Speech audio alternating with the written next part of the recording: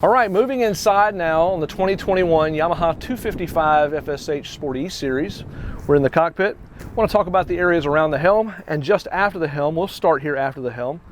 One of the features that Yamaha has really done ever since day one on their first FSH models, they offer a really cool raw water washdown. Comes included with a hose and a quick connect port here. Now you'll notice on the 255 you have two. You have one that says raw water and you have one that says fresh water. I'm going to disconnect now on the fresh water. I'm going to connect the raw water. What we're going to do now, we're going to turn the engines on. After you turn the engines on, there is a switch up on the dash that's going to allow us to turn on that raw water washdown. So engine's in neutral or throttle's in neutral, starboard engine, port engine. We're at idle power. We're now going to activate the raw water washdown switch right here. Once that's active, come over here on the side, flip the switch. Got a nice flow. Now if you're wanting to catch fish, then rinse the deck down, get the blood off the deck, the raw water washdown is really your best option. If you're getting out of the water and you're trying to just rinse off and get the salt off yourself, then the freshwater washdown is going to be the way to go. I want to point out to you real quick here where that fill is. Follow me. It's going to have a tank on board. I would imagine probably in the 10-gallon range. Inside this hatch, once we open it up, you'll notice that you've got a little valve here. We undo this valve, connect your garden hose directly to this valve. Inside, you're going to have a tank. That tank's going to fill up 10, 15 gallons. It's going to be your freshwater washdown. That's really great for your saltwater guys. Want to rinse off, get the salt off yourself. You won't feel sticky all day. So those are two really cool features we love about the FSH. Been doing that since day one. I'd love to see the freshwater feature on the 210s actually. Maybe they're doing that this year, I don't know. All right, while we're back here, we'll talk about this area. Yamaha has made a really great bench seating area. Keeping with the theme, the fisherman who loves his family. This boat was made for the fisherman who loves his family. On the back area here, you're going to have seating for up to, looks like 5 people. The seating is removable. The cushions here are removable. So we'll go ahead and take a peek real quick and see what's underneath. Not going to be a lot of storage underneath here because there's a lot of mechanical there. This is your freshwater tank we talked about just a moment ago. That freshwater washdown, that's your filter, your air filter for the engine on the starboard side. You also have a seat back here, which is stowable.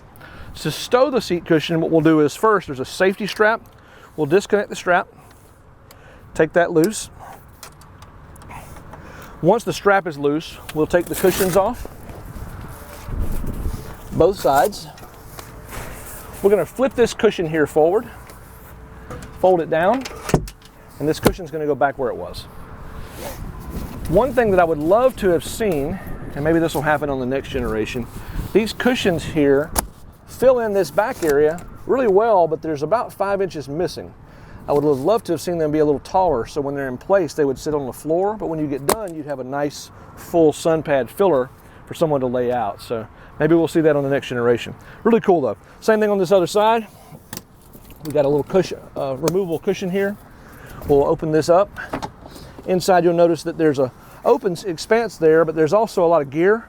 So not really great for storage. If you decide to use this, you might want to put a bucket there or some kind of net. Maybe that's something that we'll come out with in the future. Let's talk about the engines. Yamaha has put in this boat something I've longed to see for a long time on the other models. That's the supercharged twin 250 horse SVHO engines. Just truly wonderful, wonderful engines. Lots of power, very reliable, saltwater grade. Yamaha is really known for being a true saltwater engine anyway.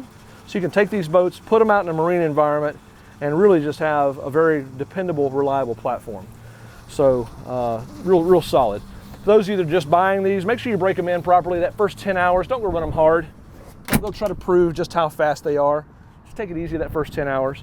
After you've run them 10 hours, it's going to run better. But that first break-in period, you're really going to find that it needs to be taken easy.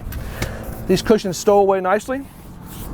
And I want to show now, with the cushions out, the fishability.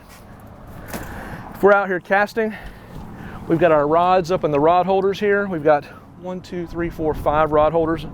We can actually sight cast, and we can focus on this side of the boat. We can focus on this side of the boat. Quick step over here, you can focus back here. If you want to bring that catch on, you're literally right down at water's edge. That's so cool. Just really, really versatile. Most boats like this, you know, you've got an outboard engine back here, or maybe 2. And so that space is really useless. You know, you can't just bring the fish on. But with this boat, you get a lot of versatility. So I really love that part about these boats quite a lot. I would love to see this in the future be removable. So this whole deck could be one level. Just have a removable seat back that can be stowed away when you're not using it.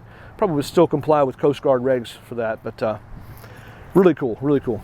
Let's count the rod holders. Right now it looks like, counting rod holders, we have 1, 2, 3, 4, 5, 6, 7, 8, 9, 10, 11, 12, 13, 14, 15, 16, 17, 18, 19, 20, 21, 22, 23, 24, 25 rod holders. So for the fisherman that wants to go out and fish for a variety of fish that day with lots of his friends, this boat's going to give you a lot of options to get set up, ready to go before you leave. That way your rods are already prepared. You just change your gear and you're ready to fish for a different type of fish. Down on the floor here, you'll notice that there's big drains here. These drains are something that you can remove. If you take the drain and actually unscrew it, I had this off yesterday on the opposite side. What I like about it is it has a serviceable feature. So if you get some guts in there, if you get something in there that you don't want, you can take this out. This is stainless, and it's got this cool little ball valve here that I like a lot. The little ball is a little foamy guy. Water were to try to come in from the outside, that pushes the ball up against this inside here, so water cannot rush back in, so it can't backflow. So that's really cool. I like that a lot. I was washing mine yesterday and came across that and wanted to share that with you. We'll screw that back down later. From the factory, boat comes with snap-down teak style matting, and it seems to do really well. Very comfortable. Also, it's a EVA type mat, so it's not going to absorb moisture. It's not going to absorb fish blood. Cleans up really well. It has a nice match compared to the upholstery. Another feature that I really like about this 255 FSH Sport, they equip the boat with a really nice Engel cooler. It actually says Yamaha on the side. You'll see it strapped in place here. This is a nicer rotomold type cooler that you won't normally find on a Yamaha, but higher quality here is going to keep your ice and keep your fish for longer periods of time. So really glad to see that. That does come out as easily removable. So I really like the leaning post in one regard, and then there's other parts of it that I'm not too excited about. We'll talk about the good first. What I really love about the leaning post is that when I'm driving, this post hits me like right in the small of my back, so I can lean up against it and drive like this. Really love that. When you sit down, the metal for the leaning post, the actual hardware, it can kind of dig a little bit. I wasn't born with much of a butt, so I don't have a lot of cushion back there, and so I find myself kind of sitting right on top of this, especially when you've got a couple of kids sitting here, or you got your wife with you and you're trying to kind of sit off center just a little bit. If you sit right dead square in the middle, it's, I guess, okay, but I'd really love to see those maybe sitting further down, so there's not quite as much chance of sitting on top of those. Down below, there's a really cool flip footrest here, which is really nice for when you're sitting up, so I like that a lot. I do a lot of driving while I'm standing, so this right here is kind of optimal. Got a nice pad below. You can sit leaned up against it, hold onto the handle here, and really feel comfortable. So I really like that a lot. All right, let's talk about the helm. Very similar to previous helms that we've seen, but with some upgrades. Yamaha has the E-Series controls on this boat, so it's going to have your E-throttles. Really like that a lot. Very stylish and functional. When you turn the engines on, you'll notice, go ahead and start those up now. On the dash, you'll see over here it shows the letter N for the port, the letter N for the starboard. If I were to shift to forward, it would actually show F. If I go back to neutral, it goes to N. If I go to reverse, it shows R. So very quickly you can tell what position your throttles are. If you're getting ready to start the engines, you always have to be in neutral. Turn those back off. The steering wheel, stainless steel with the ball on top, really makes it easy to bring that around really quickly. Also has tilt steering. Over on the side here, you're going to have your start buttons, so your port and starboard start-stop feature, start and stop buttons. Blower, so before you start, you always want to run your blower for at least about 4 minutes as recommendation before you start the engines. That way you evacuate any sort of fumes that might be back there that may have been collected over a period of time if you haven't started the boat in a little while. If you just ran the engines, it's not necessary that you run the blower again after it's been running. That's really there for whenever you haven't run the engines for quite some time. Here on the no wake switch, you've got your no wake mode switches as well as cruise assist. No wake mode, for those of you that are not familiar, if you're cruising through a no wake zone and you're trying to manage that kind of maximum no wake speed, this feature just allows you to kind of click on it once or twice, actually 3 times on a boat like this. It has 3 different stages. You have roughly around 1600 RPMs, about 18 to 2000 RPMs, and then about 2300 RPMs, up to about 4 or 5 miles an hour. So going through those no wake zones, you've got maximum power without creating wake, so you get maximum control in those areas without causing disturbance to maybe the neighbors that have a boat in the water. So really love that. Also, cruise assist. This is an RPM-based control, so I don't want to get that confused with GPS-based controls, but with that said, this is very helpful if I'm cruising along, I'm trying to manage a 25 mile an hour speed. I can press that plus button in order to increase the RPMs, about 100 RPMs. I have the ability to do that 8 times on the positive or 8 times to the negative. So if I want to really kind of fine tune a speed, I can just simply push the button versus grabbing the handle and possibly lurching forward or cutting the throttle too fast, especially in rough seas. So I really love that cruise assist feature. Overall to the side here, you'll notice you've got a 12-volt accessory here. So if you want to blow up some inflatables or any other type of device that you want to maybe charge a phone or whatever.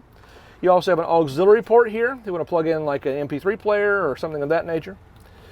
Down below, we've got our switches here. This is going to be for our ignition switch, actually our main power switch. Little storage pocket here. You have a lockable, I believe this is lockable. It is not lockable this year. This should be lockable. Storage box here. This is where you're going to keep most of your papers and things. I'd love to see that lockable. Let's go over the switches real quick. We have our nav anchor light here. This is going to allow us to turn on the navigation light, which is on top of the tower. We also have the option to choose just your left and right lights there as well if I want to just do just the one. So you can do just that or combination. We have courtesy lights throughout, so you're going to have your courtesy lights around. You got your map lights. That's going to bring the light here if you bring the camera up. This is going to be your map light, so really helpful if you're boating in the evening. You have spreader lights. Really cool feature here, you have live well lights, so we're going to be able to turn our lights on in our live well. If we're fishing at night, we can see our bait fish.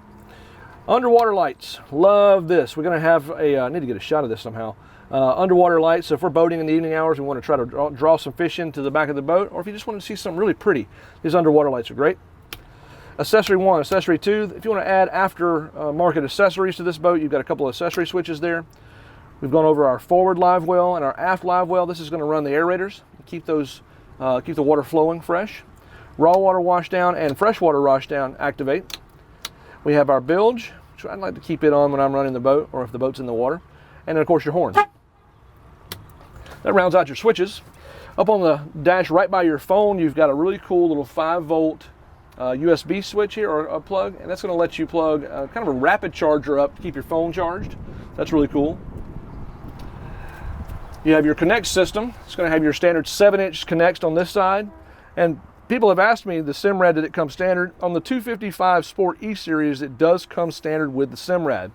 Now, I'm not going to pretend like I know what I'm talking about this Simrad. I don't know a thing about it. I've never had one, never had a need for it because I'm not much of a fisherman. But I will tell you this, the GPS portion, the nav portion of this, I am absolutely in love with. Maybe my favorite feature on the boat. Because when I'm going boating, I like to know the depths where I'm going. If I'm not familiar, especially, if you'll notice on the screen here, it's showing us readings of depths in various places. So when you get in and around areas you're not familiar with, you can tell pretty quickly what those depths are. Really, really, really like that a lot. If I get into the menu here, it also has your chart plotter. It has a couple other features that you can get into if you want to expand its capabilities. But I'll tell you what, my favorite thing on this boat, that big old giant screen. In my car, I love a big screen, and on this boat here, I'm really loving that big screen. Really, really cool. You got a compass here on the top in case if your SIMRAD goes out or if you just don't have one. It's nice to have the compass. A couple of cup holders on top and your GPS putt here for your navigation. Really nicely welded grab handles here. Aluminum tower with powder coat. Really love that. Glass windshield in the front. It's going to keep the wind out of your face, especially when you're running 40, 50 mile an hour, running back from a long day. It's nice to keep the wind and buffeting off of you. Up top, it's got a beautiful finish on the underside of this this hardtop here that comes standard on the FSH Sport. I did not see, and I was really disappointed that it did not have a glove box here. I really wanted to have a place here to put papers and things that are, you don't need access as often, but have some kind of a lockable box up here. So maybe we'll see that in the next generation. Speakers in the tower, love that. The driver a lot of times can't hear the music because you're stuck behind the windshield and all your passengers are enjoying the tunes, but you get no tunes. Well, now the tower speakers here, you can really enjoy the music too. So really great. I believe that's it. Let's point out one more thing here while we're on this cockpit portion here. Towers or speakers in the tower here facing out, they're just about in line with these gunnels here, so the sound should escape. When you're out hanging out on the sandbar and you want to listen to some music, you should hear that just fine outside. Nice badging here, it looks really high end. Your horn right here close, so when you sound the horn, cover your ears, it's loud. Built-in rod holders here with a couple of little utility slots there, that's really nice. Again, the built-in rod holders on this side makes it really easy to stow 1, 2, 3, 4 rods on this side. You have the same on the opposite. All right, well that about does it for the cockpit area on the brand new 2021 Yamaha 255 Sport E-Series. That's a mouthful. Try to say that a couple times. Really impressed with how they've done this boat, especially in the cockpit. Lots of utility. You get a lot of bang for your buck. I think this boat with the trailer this year was priced at around $82. Coming up in 2022, I imagine it'll be about 86 or 87 is what I'm hearing. But still, a lot of boat for the money, considering other boats in this class are well over 100 grand. So you get a ton of boat for your money. Kudos to Yamaha. Awesome job. We're really pleased with everything we've seen here. We're really excited to get this boat out and really explore more fully the area that we boat in here in Panama City, Florida. If you like the video that you've seen today and you'd like to see more content like this, all jet boat related content, hit the subscribe button below, hit the notification bell. Anytime we put out new content, that'll give you a little post, a little notification that says, hey, new stuff from JetBoatPilot, go watch. And also, if you want to contact us, you can reach out to us anytime, JetBoatPilot.com, Facebook, Instagram. You can get us on YouTube. Subscribe to that channel there. That's always very helpful. And we appreciate you watching this video today. If you have any questions, comment below. We'll answer the questions as best we can. And we really appreciate you watching. Have a great day.